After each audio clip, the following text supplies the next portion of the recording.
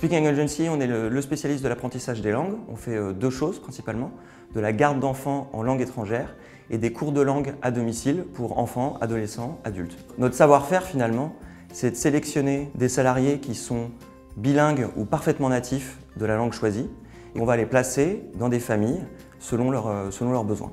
J'ai fait une école de management et en dernière année, je me suis spécialisé en entrepreneuriat. Et avec mon associé, on a eu l'idée toute simple donc de Speaking Agency, qui a commencé donc en tant que projet étudiant. On a ensuite créé la société. On a été incubé au sein de l'école. Et pendant, disons, 2 ans, on a constitué une équipe, etc. Et puis c'est comme ça vraiment qu'on a lancé Speaking Agency. Aujourd'hui, on est une trentaine de salariés au siège. Cette année, on fait une grosse croissance. On va être à plus de 1500 embauches d'intervenants à domicile. J'ai jamais eu la peur de créer l'entreprise, parce qu'encore une fois, ça s'est fait de manière naturelle. Et je pense qu'il ne faut pas se poser 500 questions. Pour moi, il faut avoir, quand on est jeune, une idée simple, qui a idéalement pas besoin de beaucoup de financement pour se lancer. On a ce truc de vouloir être indépendant, de vouloir créer quelque chose pour soi qui a du sens. Et c'est ça qui fait qu'on y va et qu'on se lance dans l'entrepreneuriat. Quelques conseils pour les étudiants MBA qui sont au kick-off du Startup Challenge. La première chose, c'est de le faire. Quoi qu'il arrive, ce sera une expérience folle en apprentissage. Naturellement, quand on lance un projet, on a tendance à ne pas partager l'idée ou à se dire « Ah non, c'est secret ». C'est ridicule. Il faut absolument parler de son idée au maximum autour de soi. Personne ne va vous piquer l'idée. Et c'est justement en ayant des gens qui vont rebondir et qui vont dire je trouve ça bien, pas bien, n'importe qu'on avance. Choisir la spécialisation entrepreneuriat de MBA, ça peut apporter alors, différentes choses. Évidemment, tout le socle des cours, etc. On va dire un peu la théorie, ce sur quoi va se bâtir le projet, aussi bien les brainstorm, trouver l'idée, etc.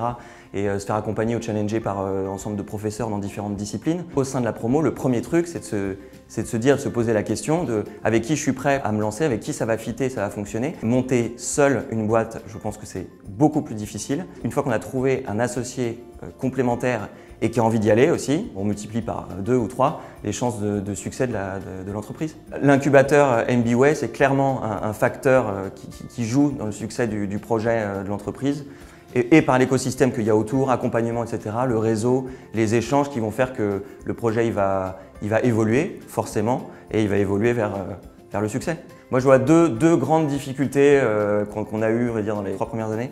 La première, c'est qu'on a fait toutes les erreurs possibles et imaginables en management. La première chose, c'est de peut-être se faire conseiller et accompagner tôt dans la manière de gérer les gens. La deuxième chose, c'est qu'en 3e année, on a fait une mauvaise rentrée scolaire. Et là, on a couru un marathon toute l'année pour remonter la pente. Il faut s'attendre à ce qu'il y ait des moments où ce soit pas drôle.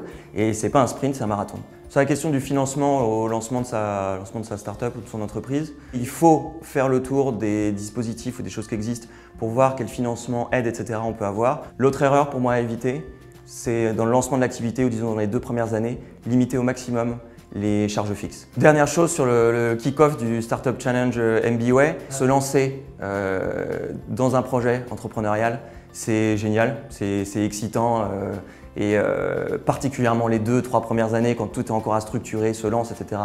C'est génial. L'entrepreneuriat, c'est valoriser et comparer aux personnes qui vont travailler en CDI dans des grandes ou pas grandes d'ailleurs entreprises.